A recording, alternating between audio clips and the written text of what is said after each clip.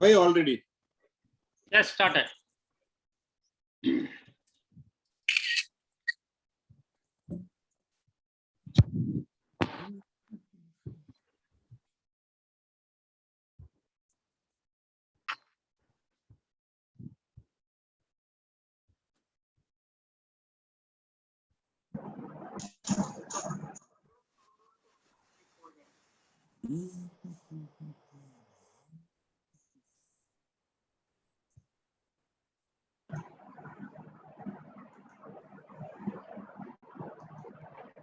Raj, I think if you can get started, I'll ask Dwarak to log in.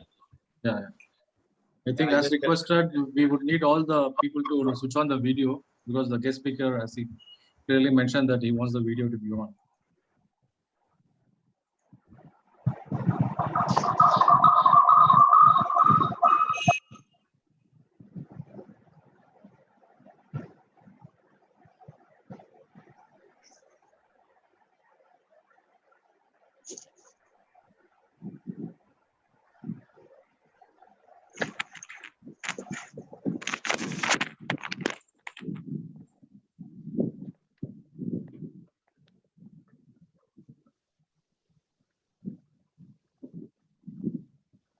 Ravi?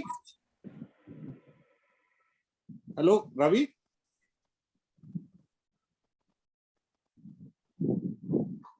Doctor? I've sent one picture to you. Can you just share it when I ask you to share it? I WhatsApp one picture to you.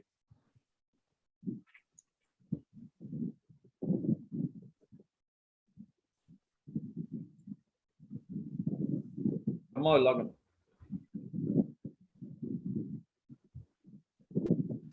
Got it, doctor. Just give me a sec.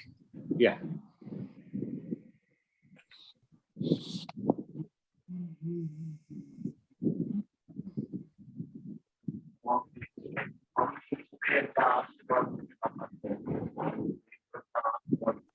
Want me to show, doctor? No, not now. I'll when I ask you to. Okay. Oh, And can you just mute everybody? I will, doctor.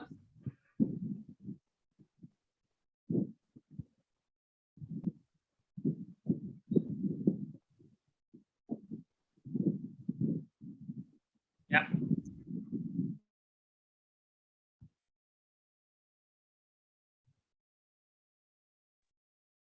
I think we can start, right?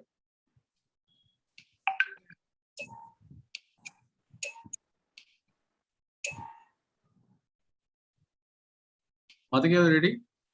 Yes. Good evening, Swamiji. Yes. Yes, Raj, we can start. Yeah, okay, good. Very good evening, everyone. So it's yet another Sunday, and then we have an interesting a guest speaker we have lined up. And first of all, I'd like to thank Naveen, Dr. Naveen, for bringing him. And in a very short notice, he got us to give an interesting speech. And when we were discussing about for on certain topics, then the minute he was mentioning about the pursuit of happiness. As we all know, happiness is something which is all that we need. Whatever that makes us, not whatever we do, whatever we see, when it makes us to be happy, that's more like that's all we get excited. And moreover, the person who's going to speak about it is is going to be one of the very well known disciple of the famous Swami and Mr. A. Parthasarathi. And I would like Matangi to give him a proper introduction about our speaker. Please do sit back and enjoy the show. Good evening, everyone. On behalf of Chennai Carnatics, we first extend a very warm welcome to Swami Dwarak ji.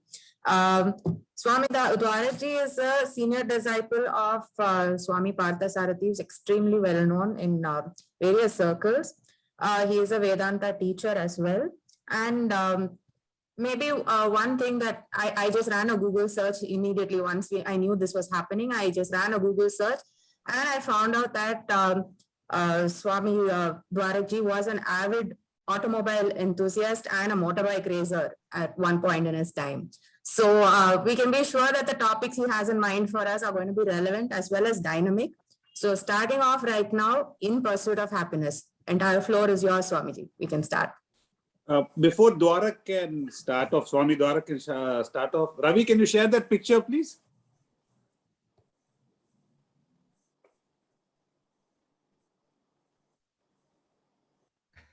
That is Swami Dwarak on his way to winning the national championship. So it is not going to be a very serious topic. I just wanted to share this picture to tell all of you that he's a fun-loving chap and he's going to show us the way to pursue happiness. The floor is yours, Swamiji.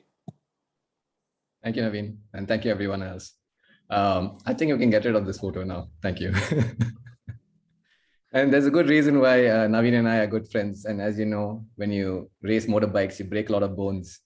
And thank you, Dr. Naveen, for taking care of me over the years. Great. So this topic in pursuit of happiness came about when I was thinking about what do I talk on Vedanta to a group of people. I have no clue who they are. I don't know what interests you. I don't know what your pursuits are. And Swami has always told us that you can't preach to people when they are not ready. You should not preach, full stop. And especially when they're not ready. So I was thinking about what is the most sought after thing. As Raj said, we are all looking for happiness, no matter what we do. So I thought, why not address that topic? What is this that we are pursuing? Are we even sure of what we are going after? Or do we even know what we are going after? How many of you can define happiness to me? Feel free to unmute yourself to interact so that we can discuss. This is a discussion. This is not a lecture. Of course, if it's a lecture, it'll get very boring for me and for you. So what do you believe is happiness? You can raise your hands and then I can call out your names and then you can speak so that it doesn't become too much of a chaos. Anybody can define happiness to me. Rather than defining it, I would rather say the minute you smile, the minute you're yourself, that's happiness. Today we had us Onam Sadhya, it is happiness. Had with a good crowd of people who we enjoy the companionship, that's happiness. You want money, you get it, it's happiness. You drive, you're happy about it, it's happiness. So whatever that make you laugh and be yourself and be at ease. That's what I feel personally like, happiness. So you're shooting in the dark, hoping that you can keep smiling. That's fine. I'm trying to see if you do know. My name is Geeta. My name is Geeta. If I can speak, I think happiness is the state of being. It is a state where you don't need to get money to be happy. You don't need to get a sadhya to be happy. Even if something happens in your life which is not the way you want, it's a state where you are. So you should be happy. I mean, you are happy whether something happens to you for good, for bad, for whatever, you still are happy. So that is what I would feel is absolute happiness. Okay, all right, fair enough. Anybody else has any other comments on that? Yes, happiness is doing what you like, what interests you, what you love the most. Okay, all right, fair enough. Okay, so we can go on. I'm sure everybody has an opinion of what happiness is, but what I do understand is that everybody wants to be happy. That I'm pretty sure of. I'm sure every one of you is agreeing with this. If there's anyone over here trying to be unhappy, please raise your hand. Then this topic is not for you. I'll come to another topic called In Pursuit of Unhappiness. That's a very simple thing because we're all familiar with unhappiness. Constant strife and struggling in this world, right? I don't need to lecture on that. In fact, you can give me a lecture on that. There's no problem at all. So I'm assuming that everybody is looking for happiness here. Am I right? Please nod your head so I know I know you can hear me and I know you are staying awake. I know people who can keep their eyes open and fall asleep. I'm just avoiding that. So fair enough. So we're all looking for happiness. Now let us recalibrate our definition or our pursuits. Firstly, let's talk about the subject Vedanta. And as Naveen has pointed out, I've had a life which is full of fun. I've raced motorbikes. I've studied engineering, automobile engineering in England, which is something that I was passionate about. I did my master's. I played table tennis. I played basketball for the university. I've done all these wonderful things that fill my life. But I always found that there is something that remained unanswered. And that is, what is life all about? I think somebody's mic is on. If you could just mute yourself, please.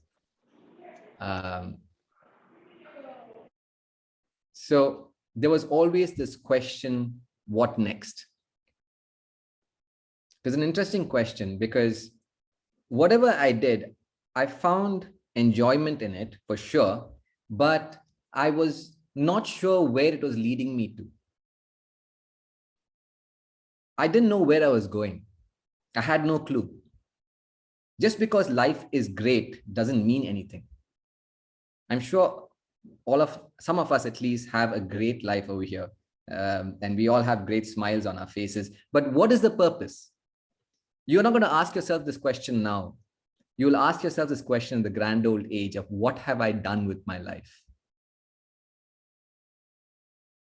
The younger you are, the less you're going to think about this. When you get to an older age, this question will haunt you. What have I done with my life? Throughout your life, when you're a child, you're occupied with the play toys, the playthings, right? When you become a young adult, you are occupied with the passions of a young adult, be it bikes or a woman or whatever, a partner, a job. There are certain things that you are passionate about and you pursue them. So your life is occupied by these things. These are words of Shankaracharya, by the way. And it is at the end of life, you are occupied with worries and anxieties. What is next? Okay, I've lived my life, so what's next? We don't know. Is it heaven or hell for me? I don't know. Or is it rebirth for me? I don't know. So you get occupied with worries and anxieties. He then asks, when do you have the time to think about what is the reality? What is the truth of life? So this is what Vedanta is all about. Vedanta comes from two Sanskrit words, Veda and Anta. Veda means knowledge, Anta means end. So the word Vedanta simply means the end of knowledge. What does this end of knowledge really mean? There are two reasons why it's called Vedanta, this end of knowledge. One is it comes in the end portion of the Vedas, you know, the 4 Vedas that I'm sure we all aware of at least. The end portion of each of the 4 Vedas is the Upanishads. And the Upanishads contain the highest truths of life. The subject Vedanta is nothing but a consolidation of the Upanishads. That's all it is. So the end portion of the Vedas is called Vedanta, which is Upanishads. This is the knowledge of the Upanishads. The other reason why it's called Vedanta, the end of knowledge, is you understand that in your life, there's a constant pursuit of knowledge, one way or the other. All the sciences and I'm talking about science. When I talk about science, I'm talking about all kinds of logical thought flow that you would go through, whether it be mathematics or physics, chemistry, biology, economics, all these are sciences. The interesting thing about these knowledges is that there is no end to it. And you will keep on pursuing it because you're searching for an answer. The problem is you don't even know what the question is. This is what the problem is. But you're searching for the answer. And you understand that many years ago, they said when you looked at objects, they looked at objects as they were. Much later, they looked at objects as molecules. Naveen must be wondering, how do I remember all this? And later, they said molecules are made up of atoms. And then they said, no, atom is not the smallest particle. They researched further and said atom is made up of protons, electrons, and neutrons. And they did further research and they said these protons, electrons, and neutrons can be further divided into many, many parts.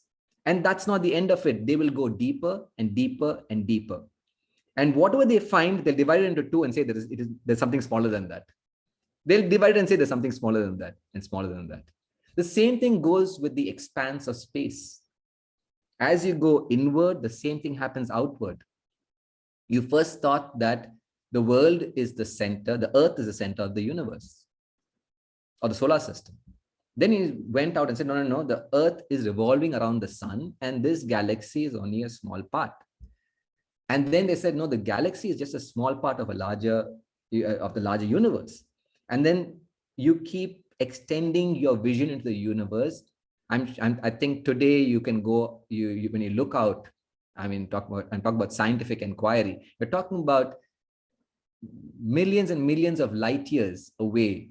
We have found planets, galaxies. You think that's the end? We've gone a certain distance. What now? Are you happy? No, you will search for more. And when you find that, what happens after that? Are you happy? No, you will search for more. There is no end to knowledge in this world. The only place there is an end to knowledge is the discovery of who you really are, because that is the real question you're asking yourself. And you don't even know you're asking yourself this question. The discovery of who you really are is the actual pursuit. And we are doing everything in this world except discovering who we really are. If I ask you who you are, what will you say? Any one of you, I'm going to ask, if I ask, who are you? What is it that you will tell me? And don't get philosophical with me, please. I'm asking you a simple question. You give me a simple answer. I request only that of you. Any one of you. You would possibly just say your name. Correct. Yeah. So I see your name as MJ. So Matangi. My name is Matangi. Matangi. So if I ask Matangi, who are you? And Matangi is, I am Matangi. That's your name. You remain who you are even if your name changes. Correct. Now, next question. If I say, okay, you understand, correct. That is my name. I can be Matangi, I can be Sangeeta, I can be anyone. So then I ask you, who are you? Then what will you say? Maybe the next step would be I'll associate with my job or what I do. I'll say I'm a teacher. You're a teacher. Matangi, the teacher. Both these aspects can change. You are still who you are. Correct. That's not who you are. Then who are you?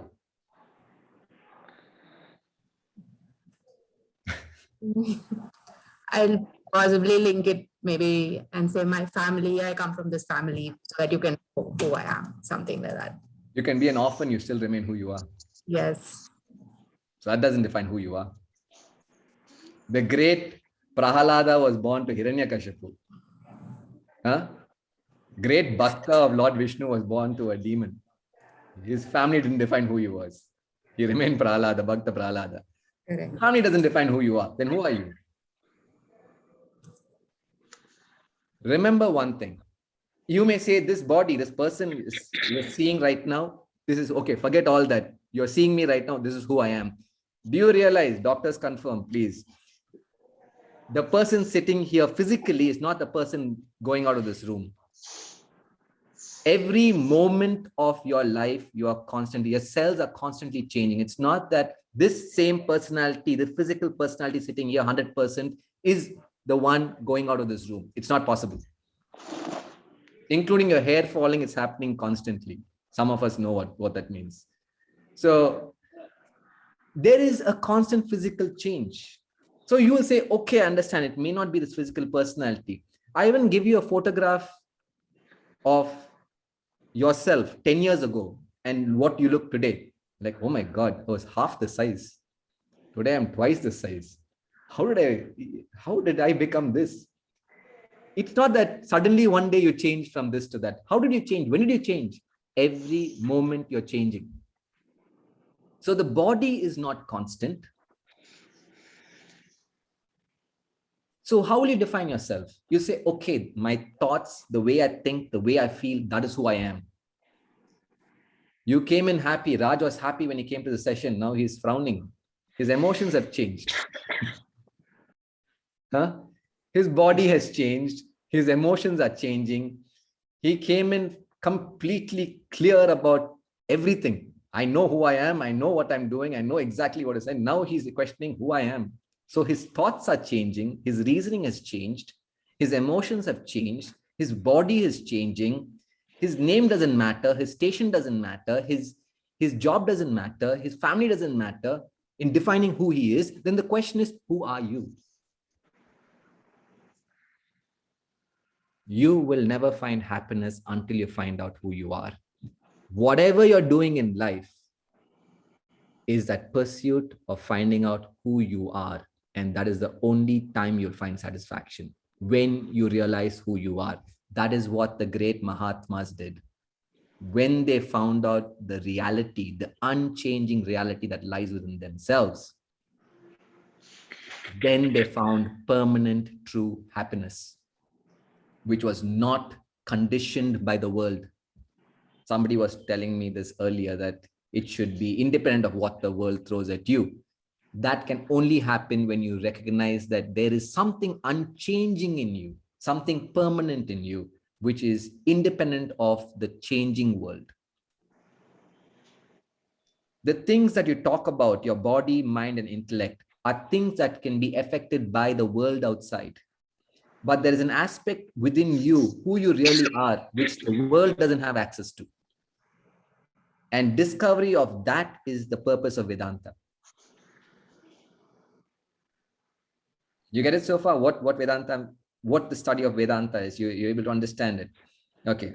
So now coming down to something more relatable. Let us analyze life. Life is nothing but a series of experiences. An experience can be good or it could be bad. When your series of experiences are good, you say life is good.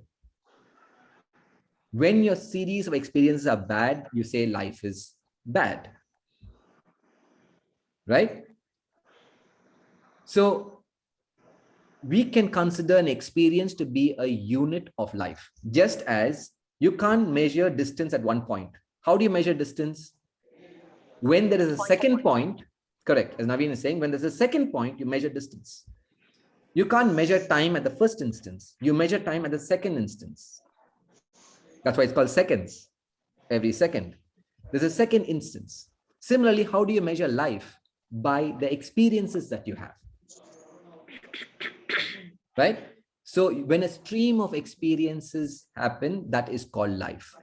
Now, the purpose of our lives is to make sure that that experience that we have is of the best possible quality.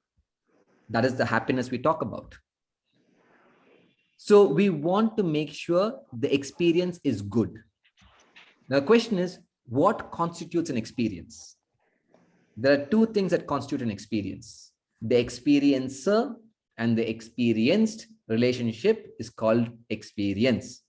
I'm talking like I'm talking to children, I know, but this is the best way to understand it. Go from the known to the unknown. So be patient with me. If I talk about Atman, Brahman, and Maya, you will all leave this room. But this, I think, I'm sure we all can relate to. So there is an experiencer and there's an experienced, and the relationship is the experience. The experienced is the object. The experiencer is the subject, that is you. And the relationship is experience. Now, observe what we are all doing in life. How many of you have gone to schools and universities? I know I have. I know everybody, I'm sure everyone over here has. Except the person driving the car, please don't raise your hand. Everybody else, I'm sure, please don't raise your hand. Look at the road. We have all gone to schools and universities. Why? It's a funny question, right? Why? Ideally to gain knowledge, practically to get a degree. Practically to get a degree, gain knowledge. Correct, correct. This is what we all are trying to do, gain knowledge of the world, a subject of the world. What can you do with that subject? If I break my bones, Naveen can help fix it. And I'll pay him a fat sum to do that, which he will not accept, I know. But that's as far as friends go. But anybody else, you better pay up. It's your obligation to pay up, or he'll break more bones on the table. So you can exchange your knowledge with those who don't have the knowledge.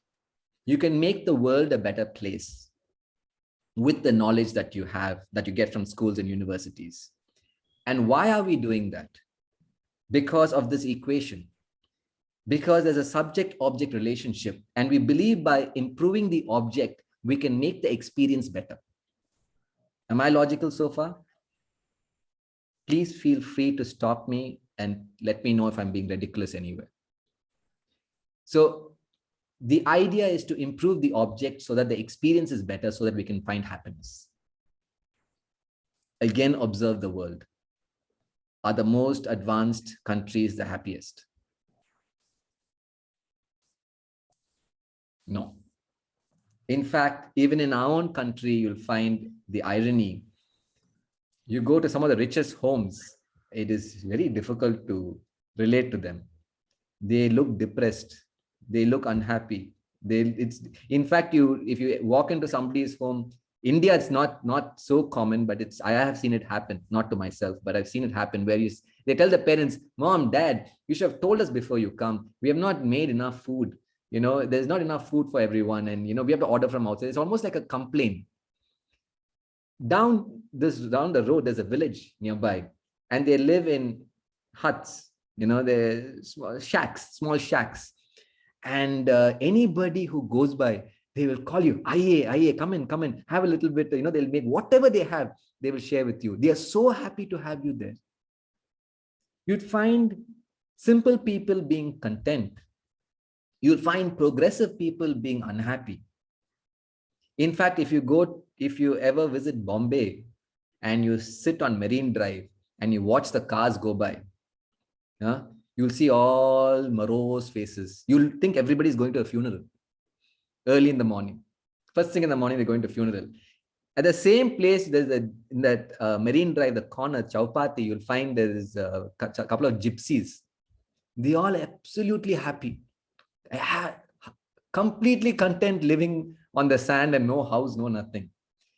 So it's almost as if we have to debate between prosperity and happiness. The more prosperous you are, the more stressed you become. The less prosperous you are, the less stress you have. So there is almost a tug of war happening. Which way do you need to go? In fact, you yourself will tell me that if I ask you, what do you think will make you happy? I just want a break. Go on a holiday. Happiness is defined by the break that you get from your work. You want to get away from work to find happiness. The moment you get into work, there's unhappiness. We're just observations. We're not saying these are all gospel truths. This is general observation. I'm sure all of us have these observations. So there seems to be this debate between being happy, peaceful, and being prosperous. But here is a subject that can combine the two, where you can find peace, happiness in your actions, not by renouncing your actions. So all the knowledge that you get in the schools and universities is inclined towards improving the world. And by improving the world, there were some observers who realized that has not made people happy. So they asked themselves the question, why? Why has improving the world not created happiness? And they came to the conclusion that, what do you think was the conclusion?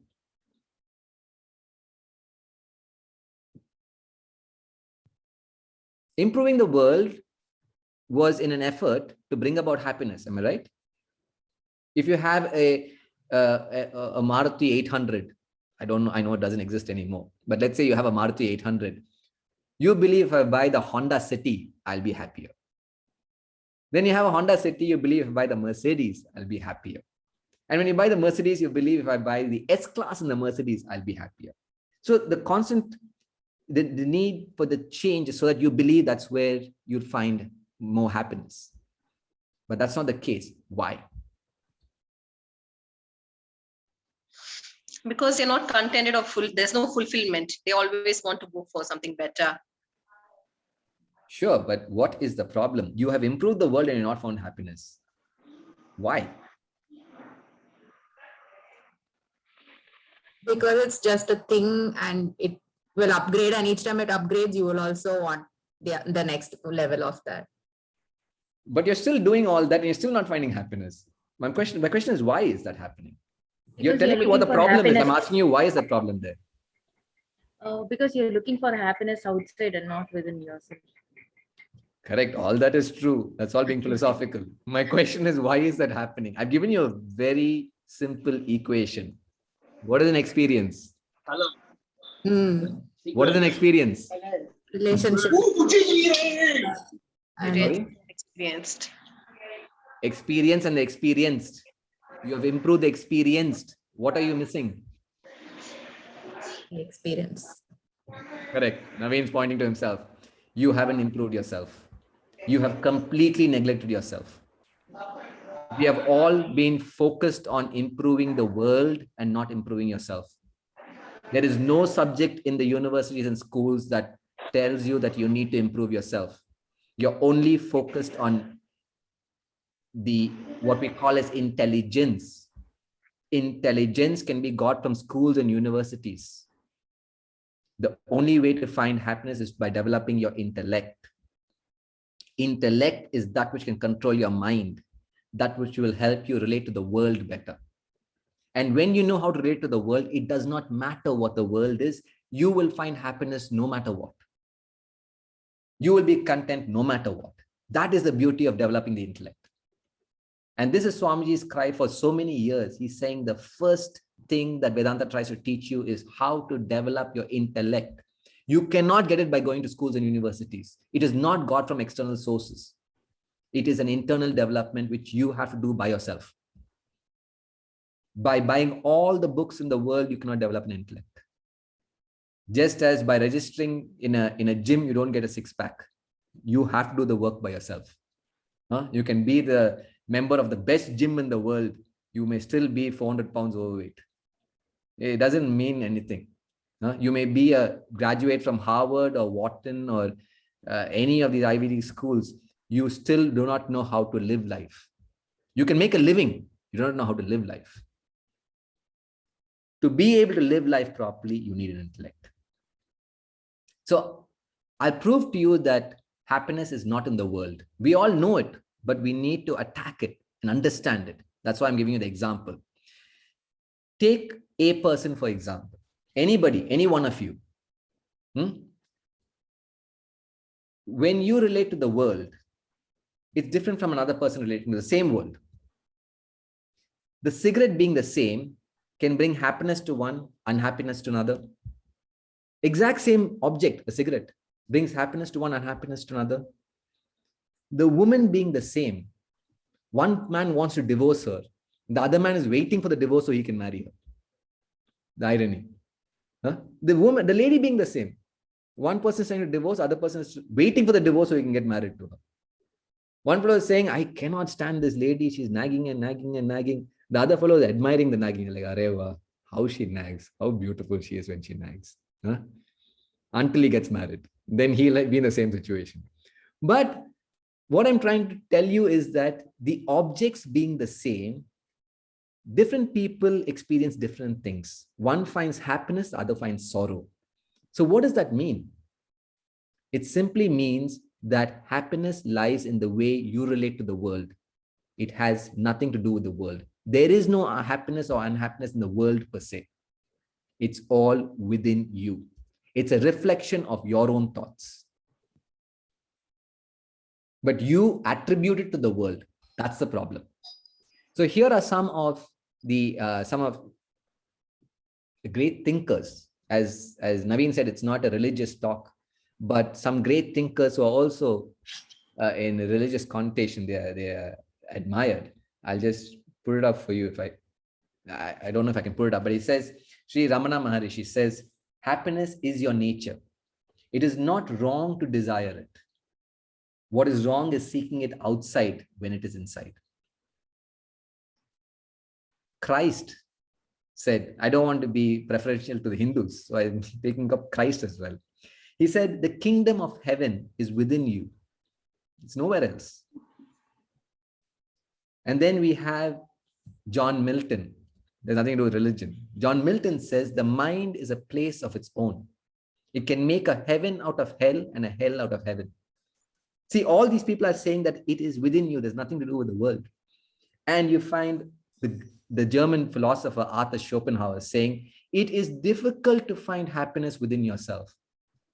And then he puts a googly. It's impossible to find it anywhere else.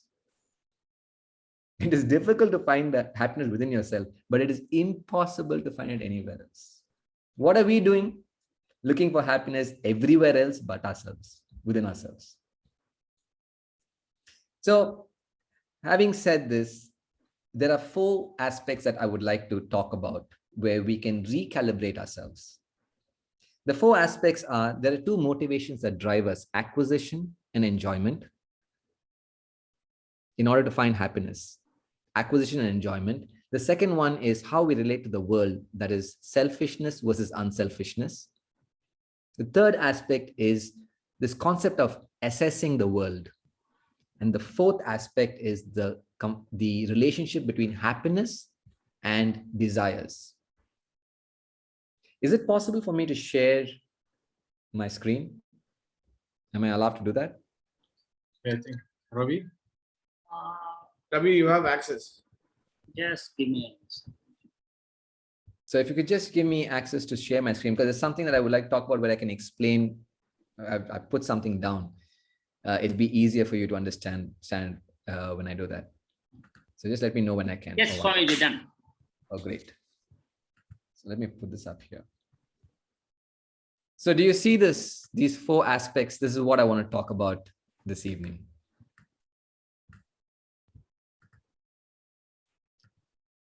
So the first one, acquisition and enjoyment. What is this? The 2 motivations that drive our life. We want to acquire and acquire and acquire. And having acquired, we want to enjoy it. And this is how we define happiness. Ask yourself this question. Is happiness in the quantum? Is it in the object, first of all, that you acquire? Or is it in the quantum that you acquire? Meaning, the more you get something, the happier you think you become. Why I'm asking you this question, this is a question you got to ask yourself. Why I'm asking you is because this is what we are pursuing throughout our life. The next raise, the higher job, the better paycheck. We are spending our entire life running after wealth, name, fame, power, position. These are acquisitions. If happiness lies in acquiring the worldly things, what I mentioned just now, the richest man must be the happiest. The most famous man must be the happiest. A person must be the happiest. The most beautiful lady must be the happiest. The most powerful person must be the happiest. Ask them. They have no sense of happiness. Ask them if you know anybody who's super rich.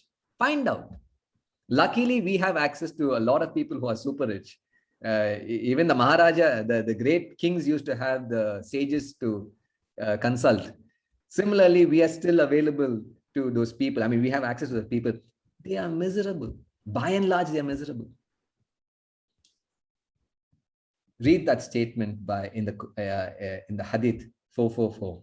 He says, if the son of Adam had a mountain of gold, he would only want a second mountain of gold. Nothing will fill the mouth of the son of Adam except from the dust or from his own grave. Forget the second part. The first part, if you have a mountain of gold, what do you look for? The next mountain. I think they asked Rockefeller, because he was once the wealthiest man in the world. They asked him, how much is enough money, wealth? You know what his answer was? Just a little bit more. The wealthiest man says, just a little bit more. The most powerful person says, just a little bit more. You're not happy with living in this earth. You want to go to Mars. You want to go to the moon. Just a little bit more. Something more will make you happy, you believe. Acquisition cannot make you happy. This is all you're trying to say. So you may pursue wealth, but don't believe happiness is there. That's all we're saying. That's all the Vedas are saying. There was a king Janaka. So you're not saying become a pauper, renounce all your wealth and go sit in an ashram somewhere. You can be a king living in a palace, but remember, happiness is not in that acquisition. The other thing is enjoyment. Having acquired something, you want to enjoy it.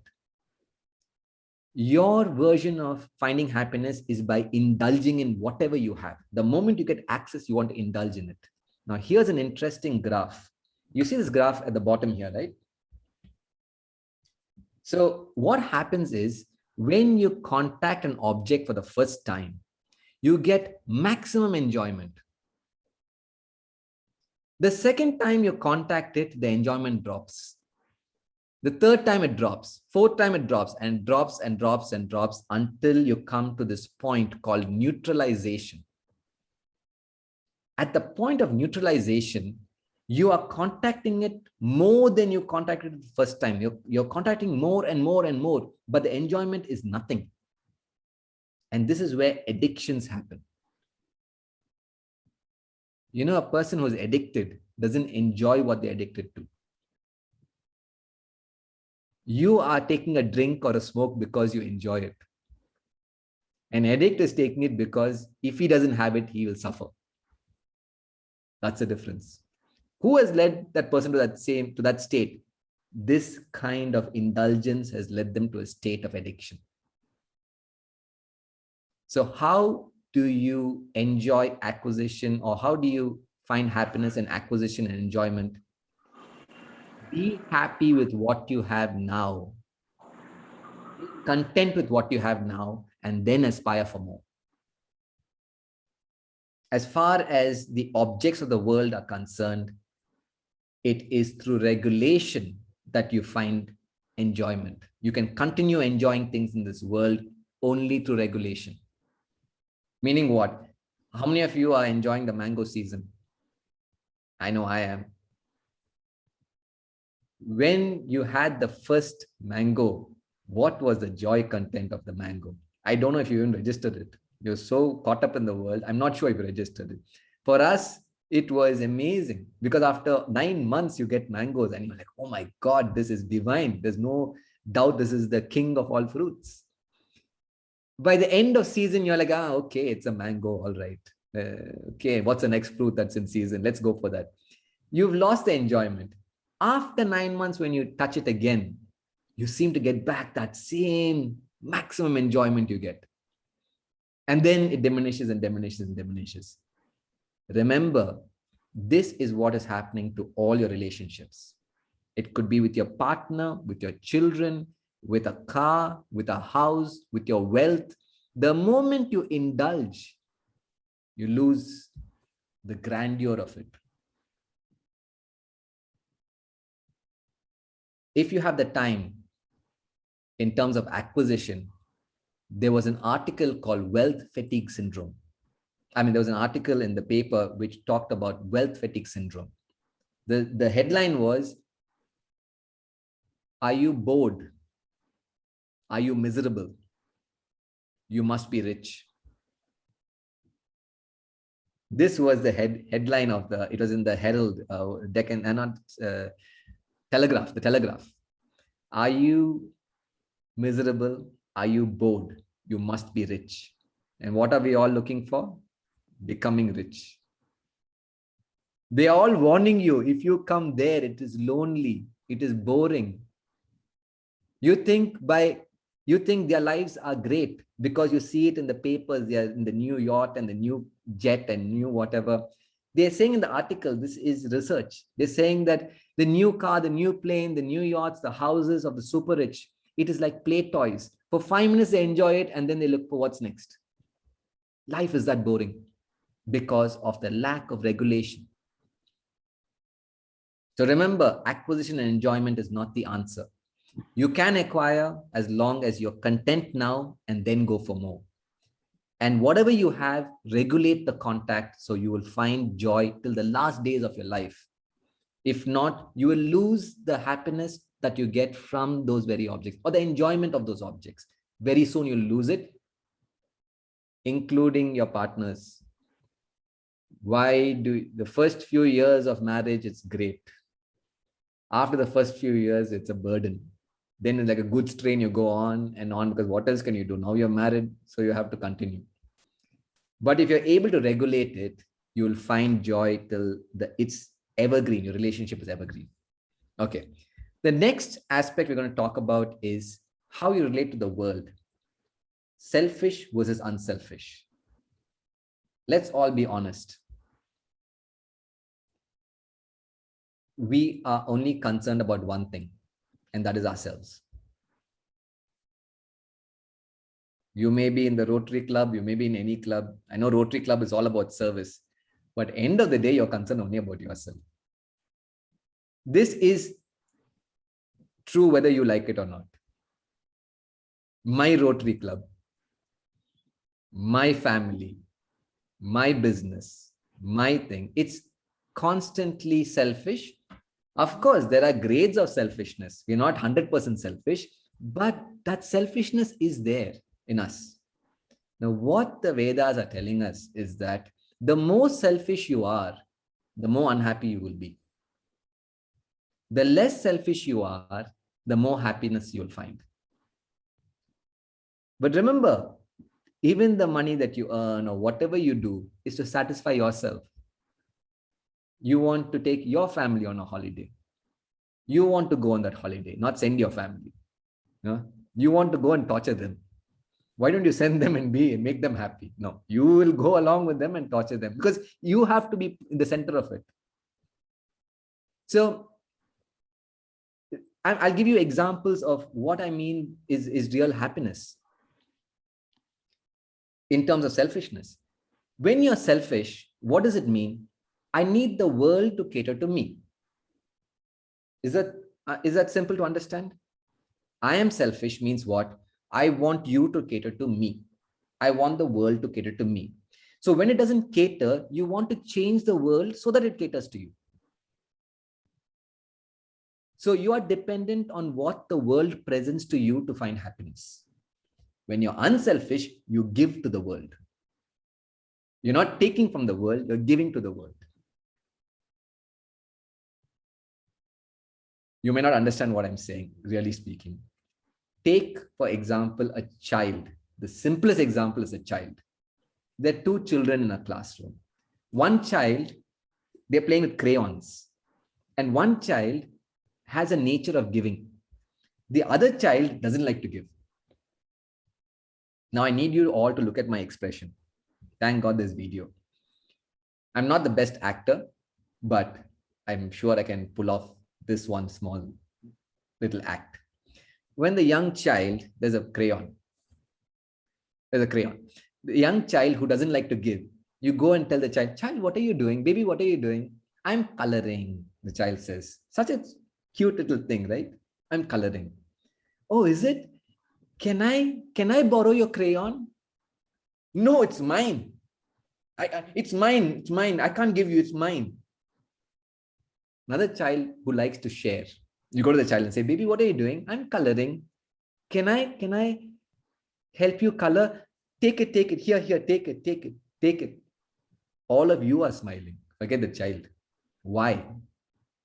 Unselfishness brings about happiness.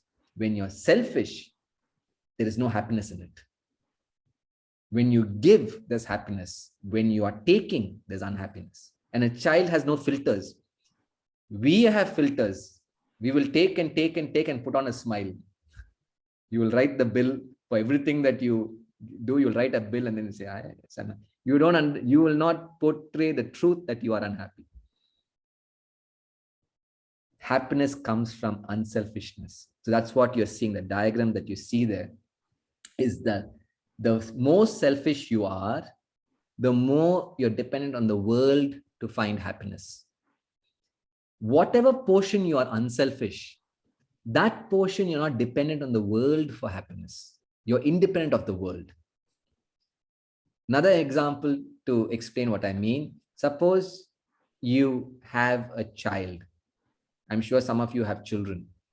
You want a piece of cake and the child also likes the piece of cake. Okay? You deny yourself the piece of cake. For what? For the child. Are you happy or unhappy when the child is eating the cake?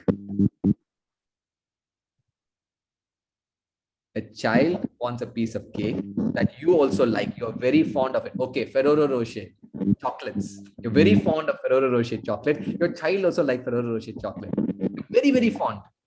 And somebody gives you the chocolate. After a long time, you're saying Ferrero Rocher. Will you hide it in your bag? The child sees means she'll ask, I will not give the child. What will you do if you know the child likes the ice cream? I'm sorry, the chocolate.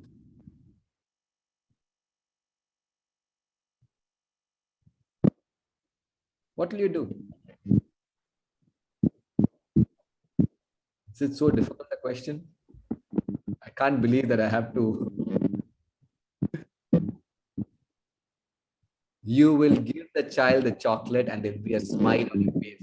Raj says, no, whatever makes you smile, by giving, you will smile. Because for your child, you're unselfish. Similarly, you've got to find that unselfishness to the entire world. The more you give, the happier you will be. This is a law. Am I heard well? Is there a problem with my audio? Any chance? User Sheila, can they Sheila. mute this? Now it's better. Okay. Done. I thought it was a problem with my. Sorry, Swami. Okay, fine. So I hope you all understood this. It sounded like some aliens were invading us. But okay, fine, great. So we understand that the more unselfish you are, the happier you will be. We've covered 2 points now. Don't depend on material wealth or anything to do with the world, acquisition for happiness. Be content, aspire for more. As far as enjoyment is concerned, don't indulge, regulate. You'll be happy. As far as selfishness and unselfishness is concerned, we are prone to be selfish.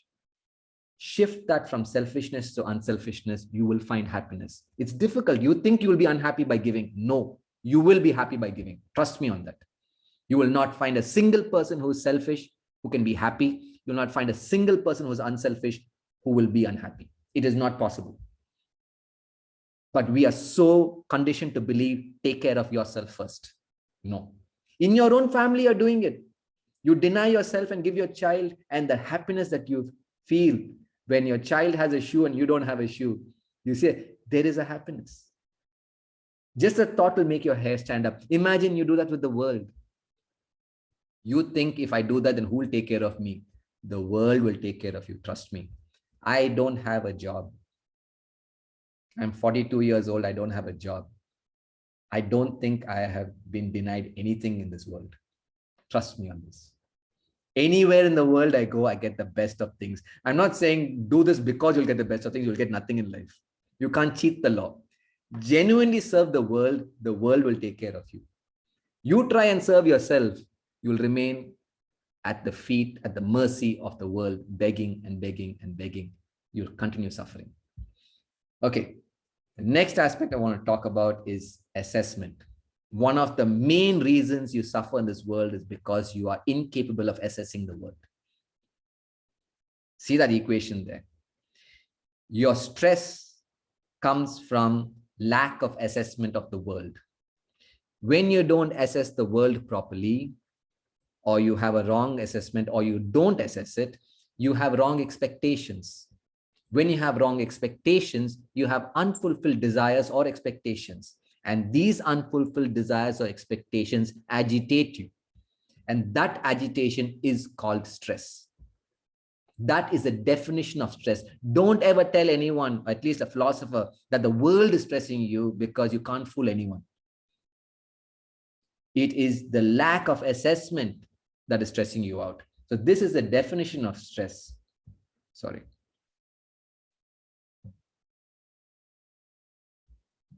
Stress is mental agitations caused by unfulfilled desires or expectations. So there's an example that that Swamiji gives us. He says when he was in school, it was in Chennai. All of you are from Chennai, right? I suppose all of you are Chennai. Okay, all of you are in Chennai. So it was a normal day in Chennai. What he says was it was a hot day in Chennai, which is a normal day. So his professor came in, he walked past the classroom and everybody was having the books in their hand, fanning themselves. He saw it, he walked past and he went to the quadrangle and he called all the students there. All the students went there and he said, students, isn't it a beautiful summer? Everybody thought there's something wrong with this guy. Maybe the heat got to him. Maybe he's getting a sunstroke. And he put his hands up in the air and he said, the beauty of the summer is its heat. The beauty of the winter is the cold. The beauty of the monsoon is that it will rain and rain and rain. The beauty of the black man is the black skin. The beauty of the white man is the white skin. But the problem is you want the summer to be cool. Turn on the AC. You want the winter to be warm. Turn on the heater. You want monsoon not to rain.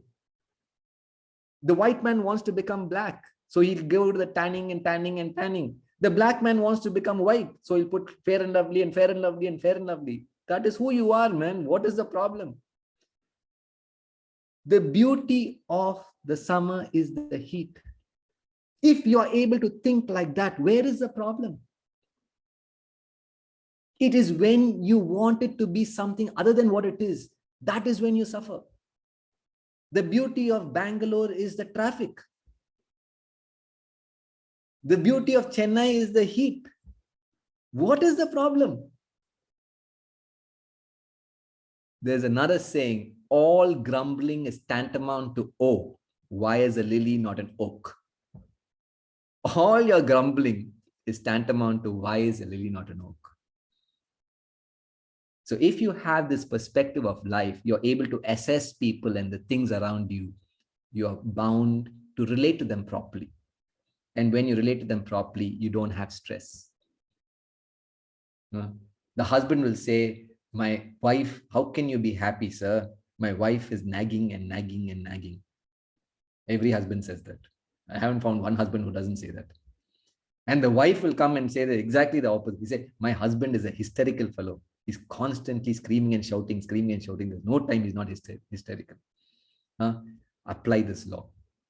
When your wife nags you, you look at her and say, what a beauty. What a beauty. Not to her, you'll get one whack you'll get. Internally, you say, what a beauty. The beauty of my wife is she nags and nags and nags. The wife will look at the husband and say, the beauty of my husband is hysterical fellow. He'll be frothing and frothing and frothing. Internally. Suppose I wake up at 4 o'clock every morning. 3:30 I wake up normally. In the morning, of course. My wife wakes up at about 4 o'clock. And then I normally have a cup of tea or coffee in the morning while I'm studying. Of course, I get up to study. I don't start partying in the morning. I get up to study. And this is an example. I'm not saying that this is a true life situation. Of course, I get up in the morning. But imagine I get up in the morning and then I ask my wife, suppose she's a hysterical person. And I ask her, can I have a cup of coffee? Coffee, morning, make it yourself. Not I'm your servant. Okay, this is my wife. Next day I get up, again ask, can I have a little coffee? Coffee, I have no other work, is it? So why don't you get married to a maid instead? Correct, I am in the right house.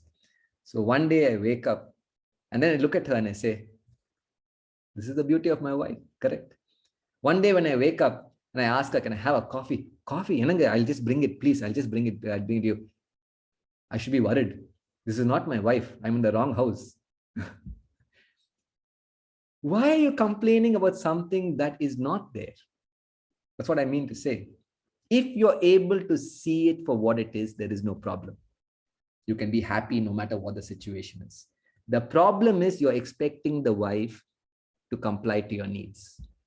or you're expecting the husband to comply to your needs. So when he comes back from a hard day's work and you made food out of sheer love and affection, and he says, oh, there is no salt in this, the beauty of my husband, you can't appreciate that affection. That's all you need to do. Right? This is as far as assessment is concerned. The last thing we're going to cover is the relationship between desires and happiness. Very interesting topic. We are all full of desires. Remember what a desire is. You can only desire for something you don't have. Unfulfilled desires create agitation. And agitation is what defies happiness. Unfulfilled desires create mental agitations. You are trying to fulfill desires to remove the agitation. The problem with desires, there's no such situation where you can fulfill desires. The more you pursue desires, the more desires you're bound to have. You fulfill one desire, what do you think happens? How many of y'all have worked for a raise in your company? How many of you have worked for a raise at some point? Never? None of you? None of you have worked for a raise? Oh my God, this is a beautiful crowd I'm talking to. Wrong, I'm preaching to the choir. How many of you have looked forward to the new, from 2-bedroom house to the 4-bedroom house, or from a 3-bedroom house to a 4-bedroom? We've always looked for something new. How many of you have upgraded your car? I know Naveen had an A-class. Have you upgraded that, Naveen? Not yet. Do you look forward to upgrading at some point? Of course, you're looking forward to upgrading it. Okay, you upgraded. Will you be happy? You'll look for upgrading beyond that. The more you satisfy desires, new desires prop up. See, when we were young and we were riding the cycle, where is okay, you rode a cycle and that's about it. Then the first car that you bought, when you bought the first car, you just had a desire to buy a car. Immediately when you bought the car, new desires came up. What is that? Price of petrol should not go up. What is this government doing? The taxes, the roads are so bad. And then what happened? The car you're driving alone, empty seat. I should have someone sitting next to me. Like that, 3-4 desires opened up because you fulfill one desire. By satisfying one desire, I got 3 new desires. Each of the desires is satisfied. There are more desires that come from that. So your desires keep multiplying. Where does that leave you? With more and more unfulfilled desires, which means you are left with more and more agitations. So this is the equation that, in fact, there's a classic example again Swamiji gives us. In Chennai especially, you'll see this happen. Ladies, you'll appreciate this very well. During the season for buying saris, they'll put all these advertisements. New sari will be there, and then there will be beautiful sari. So immediately you'll tell the husband, we should go buy new saris. This is the festival time and whatever. You saw the advertisement. So you go to the shop and then you'll tell the shop guy, you Co-op Tex or whatever, you'll go, Nalli Silk, you'll go to, then say, you know that sari, and the sari, and the sari, I want to see that sari, you put an advertisement. The guy in the counter is a very smart fellow. He'll show everything except the sari that you have asked for. Oh, this is so beautiful. That is so beautiful. This is not what I'm asking for. That sari that came in the ad. Then ultimately, when you give up, you say, you know what, this guy doesn't know what he's doing. I'm going. That time he'll take it and say, are you talking about this sari? Correct. This is a sari. This is what I'm asking for. And you'll pack it up and you'll do this and you do that. And then you pay for it. And the husband say, now you're happy. I'm happy, but those other 2 saris we saw, no? Next time we come, we should buy that. You came in with one desire, went out with 2. This is the nature of desires. In the scriptures, they compare it to logs of wood, fire. Have you found any sample of fire that is satisfied by the wood that you put in?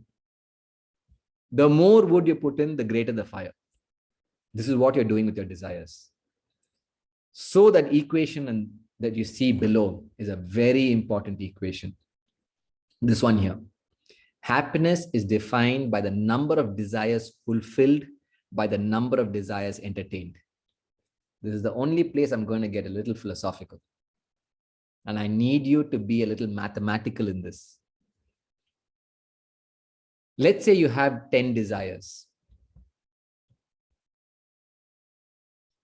If you have entertained 10 desires and you fulfilled all 10 desires, what is your happiness? 100%.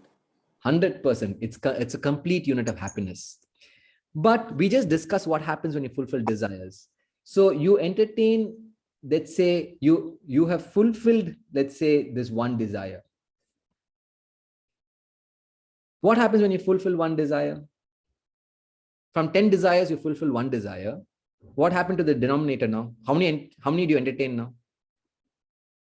Let's say for every desire you fulfill, there are 10 desires that come in.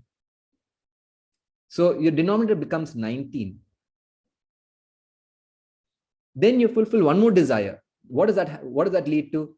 2. And then it becomes 28. As you keep going, what is the percentage of happiness? What is happening to it? Is it increasing? It is decreasing. You can only find happiness when you eliminate desires, not fulfill them. This is why I said I'm going to get a little philosophical. This is what the great sages and saints did. They eliminated desires through knowledge. And what happened at that point is they entertained 0 desires. And everything that they did was fulfillment. So what was their happiness? Correct. Infinite. They found infinite happiness because they had no personal desires. Everything was a fulfillment. Paripurna is the word. They were in a state of paripurna. So these are some of the things that we can think about in order to find happiness until here. But ultimately, remember one thing, it is only through elimination of desire that you'll find true happiness. Everything else is a practical approach, whether it's wealth, acquisition, enjoyment, and everything else that we spoke about, the dependency, selfishness, unselfishness, and the assessment are practical things. But unless you work on elimination of desires, you cannot find happiness. So that was exactly an hour that was given to me to speak. I think we'll open up to any questions you would like to ask on the subject or on philosophy in general. I'm open to answering any of them. Only thing I feel bad about is there were a lot of smiles in the beginning of the session. Now everybody is falling asleep. Can I ask a question? Yes, who is this? Naveen, please. No, Naveen. this is Deepak Shankar. I'm a school senior. I'm a school senior. Okay, and, hi there. yeah. So one of the things that you mentioned, which has always been an interesting topic, especially when you see movies, is it's very easy for someone that's already acquired all the wealth to say if you're poor, you're very happy.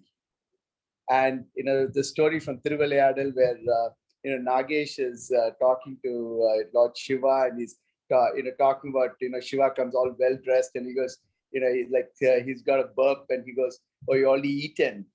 I have now figured out how I'm going to go cook food and eat." So yeah, his desire is really to get food. So in that case, his happiness is really about attaining a basic necessity, which is not available to him because he is poor. So saying that you're poor and you're happy may not be entirely true there. No, I gave you the observation of two situations. You would find that though a person is poor, he's not any less happier than a person who's rich. That's all my point was. It's not like I said, these are not gospel truths, but just observations. You find people who are poor who are happy. You find people who are rich who are happy. but it's not the richness or the poverty that makes people happy. You are giving one example. Do you know the story of Krishna and Sudama? Sudama was a pauper. Krishna was a prince. Sudama and Krishna were in the same state of happiness. There's no, they didn't see differences. People saw differences. One guy is living in a shack, the other one is living in a palace. When they met, they showed no differences. In fact, Krishna was rolling on the floor when he saw Sudama after years. Oh my God, my friend, where have you been? Yeah, the guy was in rags. The people, the guards, when Sudama went to Krishna, he said, "Can I meet Krishna?" The guy said, "You want to meet Krishna? Who are you? You're a beggar. What do you mean you want to meet Krishna?" It's like saying, you go to Ambani's house and say, "I want to meet Mr. Ambani." The guard will say, "Hey, get out. Who are you?" Simply you can't. What do you have? Like that, they said, "Sudama, get out." One of the guards was a Vedantan, so he doesn't, he doesn't take anything for granted. So he said, "Listen, our duty is to inform the boss. We'll go inform the boss. Let the boss say whatever." So the guy went inside and said, "Bhagavan, there is this man, Su." He didn't say Sudama. He said, "There is Su." Krishna was in the bed, relaxing. He jumped up and he ran, even without wearing his clothes. Of course, he was half dressed. He ran across the whole palace, went to the gate. He saw Sudama there. He jumped on him and they were rolling on the floor and he was beating him up and they were like, "Where have you been, man?" And this, because they're friends, childhood friends. This, that, and all. He took him in. He washed his feet. They spent 3 days and 3 nights together and he went back. He came there because his wife told him, "Go ask your friend for some money." He didn't want to ask for anything. He spent 3 days and 3 nights. He forgot why he went there also. And he came back. So all I was trying to say in that example is money doesn't make a difference. You could be rich and you could be living in a palace and you cannot get sleep. And you'd find a person sleeping on the trucks with the gravel, putting a little towel and fast asleep. You're sacrificing sleep for wealth? That was my question. And taking sleeping pills and you still can't sleep? That's my question. Naveen, you had raised your hand, Naveen. Sorry. Yeah. My question, using your same example about enjoyment, your example was, how do you enjoy your partner so that, you can keep them enjoying forever? That was your example, right? What do you mean by regulate the enjoyment? You're putting me in a spot over here, Naveen. You think you're putting me in a spot. You're not really putting me in a spot. Interestingly, the mobile phones have made us lose the enjoyment of our partners and our loved ones. We are so much in touch with each other throughout the day that there is no sense of separation at any point. See, when you go on a trip, for example, back in the day when we didn't have mobile phones, you didn't have a way of communicating what you were doing. So when you came back, there was so much to talk about. There's so much to exchange. Now, at every moment, you can see your partner. Whether even if you could be the godforsaken place somewhere in the forest and you'll go on FaceTime and you'll say, "Oh, wow, that's where you are." So when you come back, you're seeing the same face over and over again. So if you are able to minimize your contact, minimize means as required, whatever is required, you will look forward to every meeting. It could be sensual, even as far as sex is concerned. If you do it every day, for example, you won't have any need for sex after a while. You'll probably look for someone else. But if you were regulating your own sensual enjoyment with your partner, if you're able to regulate it, there is still a beauty in it for a long time. So it could be sensual, it could be social, it could be anything with your own partner. Interestingly, in our culture, I don't know if you all know this, but even now, I do believe, after a while, the husband and wife do not sleep in the same room. They have their own rooms. Even in the past, the men and women were not in the same rooms. The men would be separate, the women would be separate. So there'd be opportunities where they can be together. So it's almost like you need to sneak in to be with your own wife. You understand? Of course, I'm exaggerating it. But that separation is inbuilt into our system. You see, even in terms of the social behavior, there's a reason why, what do you call this? The public display of affection is not entertained in India. We're not used to it. You will not know who's the husband, who's the wife, because they stand separate. They live. I mean, they in social gatherings, they're not really always with each other. If you look at a Western couple, they are holding hands, they are rubbing each other's hair, they're constantly together. They get very soon they get bored of the relationship and they need to separate. This is what happens. So the regulation can happen at any level, a physical level, an emotional level, whatever level, you can regulate it. That keeps it alive. I hope that answers what you asked. I covered all aspects as much as possible. Any other questions? We have a question from Rotarian Sukanya, who would like another example for the happiness and selfishness concept. Happiness and selfishness concept. Okay. Another example, if you would like. All right. Okay. Great. Okay. This is a very interesting concept. I don't know if we have the time to cover it, but I'll touch upon it. How many of us look for love?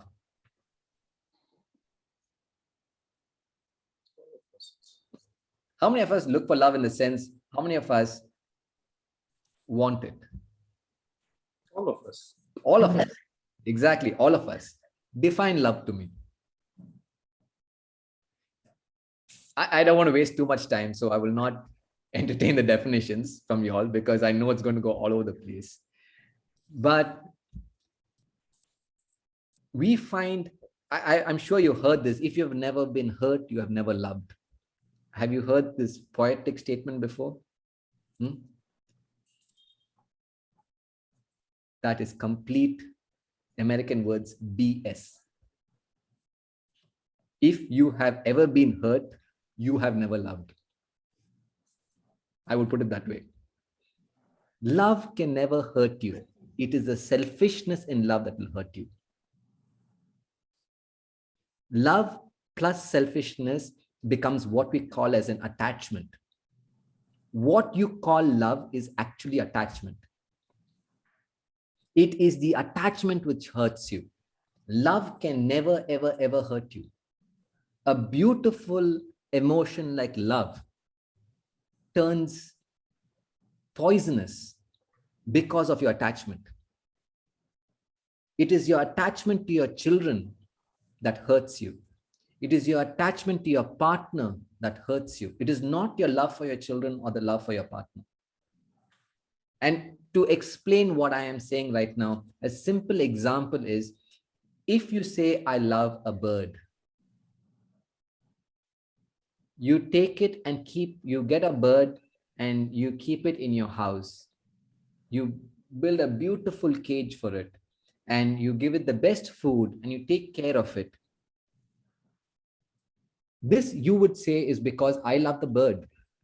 Now I want to ask you something. If I ask any of you, who asked the question? Sukanya, is it? Sukanya. Yeah. Sukanya. Sukanya, are you able to speak? Yes, I can. Okay, Sukanya, if I ask you to go from, you're in Madras, right? Yeah. Which part of Madras are you in? I am in Leelaram. It is the northern part of Madras. Okay. Northwest. Yeah. Understood. So from Leelaram, I'm asking you to come to Nungambakam. How long will it take for you? Should take 30 minutes. 30 minutes. Not by car. I'm asking you to walk. Even if I walk, it should take 40 minutes. 40 minutes to come from Leelaram to Nungambakam. You're a fast walker. It's only 80 kilometers. It is very fair enough. Okay, 40 minutes. If I ask if you release a bird from your house, ask the bird to fly. Hello? I don't hear you. If I release a bird and ask you how long will it take for the bird to reach Nungambakam, how long will it take? Should be 50% lesser, 10 minutes or 15 minutes. 10 minutes. It'll take maximum 5 minutes. Maximum. If it's a very slow bird, maybe a pigeon will take 5 minutes. An eagle will take less than. Okay. I'm asking you to jump now. How high can you jump? How high can you jump? Maybe 1 feet 2 or foot? 2 feet. 2 feet maximum. Yeah. The birds fly hundreds of meters above the surface. Why I'm asking you this question is, what is the degree of freedom that a human being enjoys? It's very little compared to a bird. Am I right? Correct. You take a bird and keep it in a cage and you say, I love the bird. Imagine I take you, Sukanya, and I say, because I love Sukanya, I'm keeping her in a beautiful palace. And I'm giving you whatever you like. You want Netflix, you want Hotstar, you want this, you want that, you want Italian food, you want Mexican food, you want whatever you want. I'll give you whatever you want. Only condition, you should not leave the palace. Ever. I'll break your legs and I break your arms and I keep you there. Is this love? Definitely not. But you will claim it's that's what you're doing to the bird. You clip the wing and keep it in the cage and you say, I love it. This is called attachment. And when that bird dies, you will suffer because you are attached to it. It was catering to you. You are not serving it. It was serving you. If you really love the bird, you will let the bird be what it is, which means when the bird flies away from you, if it flies away from you, you see it fly away and you, because you know that the bird is doing what it's happiest doing, being itself. You have no selfishness in it. You enjoy the bird expressing its nature. But if you are selfish, you will ask yourself, why is the bird going away from me? The suffering comes because of the selfishness. But if you are unselfish, if you really love the bird, you identify with the bird and say, the bird is meant for the skies, man. It's not meant to be kept in a cage. A dog is not meant to be on a leash. The fish is not meant for your fish tank. It's meant for the seas and the oceans and the ponds, not for the small fish tank. The bird is meant for the sky. When you are able to remove it, you are able to give what it wants. And when you see it expressing its nature, you are happy. Even if it goes away from you. If it chooses to come and sit by you, it's its choice. You are still happy. So when a beautiful emotion like love is vitiated with selfishness, you will suffer. When you have that attachment minus the selfishness, it becomes love. So again, I'm giving you an example of how a beautiful emotion can make you suffer because of selfishness. And unselfishness will make you happy always. Does that make sense to you, Sukanya? Yeah, definitely. Thanks a lot. Welcome. Welcome. Any more questions? So from the members, we don't seem to have any other questions. Just before we kind of wind up on time, I would like to really place an extra note of thanks to Rotarian Naveen, a doctor, because like you say, a true friend is just a phone call away, and he just did that, and he brought Swamiji on board when few of us voiced our thoughts saying it would be nice to have, I think we saw another poster somewhere and it just got going in the group, and he immediately acted on it and got us Swamiji for today to share his thoughts on happiness. And I think it was, these were different versions of what we have thought of. Maybe some of us have not even thought in such angles. So thanks a lot for that kind of exposure, breaking it down to so many small factions and also almost giving us a formula for the same thing. So thanks so much, Dwarak ji. We know you have many commitments. Like he said, he's been up from 3:30 a.m. So we don't want to keep him waiting much longer. Thanks so much. We really enjoyed your speech. Thank you very much for having me here. I really appreciate your interaction as well. Thank you. Thanks, Thank you, Dwarak. Thanks, Shrikant. We've been in touch. Thank you. Thank you, Dwarak. Thank you. Thank you very much. Thank you very much. Thank you. Thank you, Swami.